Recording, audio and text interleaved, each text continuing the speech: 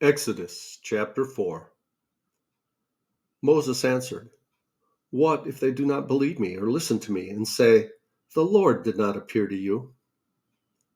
Then the Lord said to him, "What is that in your hand?" "A staff," he replied. The Lord said, "Throw it on the ground." Moses threw it on the ground, and it became a snake, and he ran from it. Then the Lord said to him, "Reach out your hand and take it by the tail."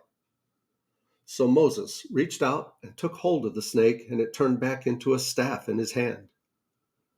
"This," said the Lord, "is so that they may believe that the Lord, the God of their fathers, the God of Abraham, the God of Isaac, the God of Jacob, has appeared to you." Then the Lord said, "Put your hand inside your cloak." So Moses put his hand into his cloak, and when he took it out, the skin was leprous. It had become as white as snow. "Now put it back into your cloak," he said. So Moses put his hand back into his cloak, and when he took it out, it was restored like the rest of his flesh. Then the Lord said, "If they do not believe you or pay attention to the first sign, they may believe the second. But if they do not believe these two signs or listen to you, take some water from the Nile and pour it on the dry ground. The water you take from the river will become blood on the ground." Moses said to the Lord, "Pardon your servant, Lord. I have never been eloquent, neither in the past nor since you have spoken to your servant.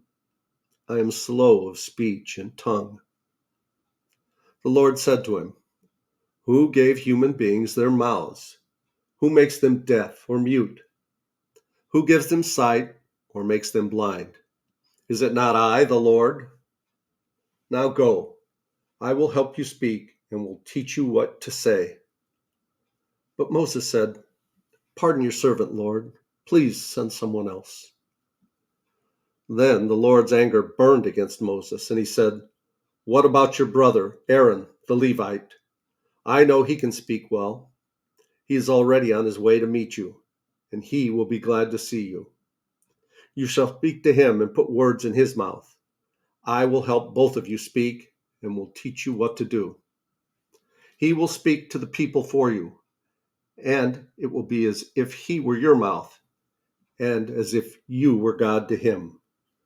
But take this staff in your hand so that you can perform the signs with it."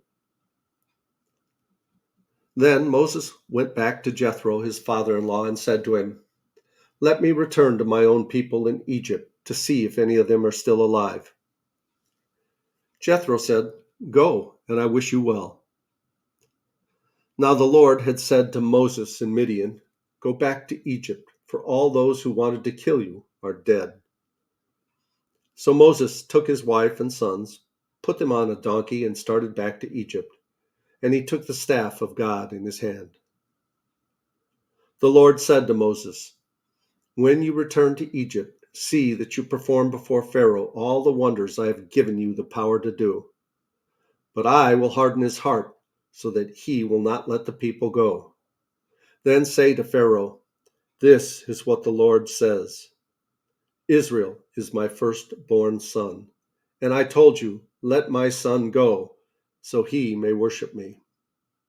But you refused to let him go, so I will kill your firstborn son.'"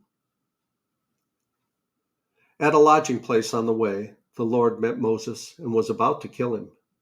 But Zipporah took a flint knife, cut off her son's foreskin, and touched Moses' feet with it. "Surely you are a bridegroom of blood to me," she said. So the Lord let him alone. At that time, she said bridegroom of blood, referring to circumcision. The Lord said to Aaron, "Go into the wilderness to meet Moses." So he met Moses at the mountain of God and kissed him.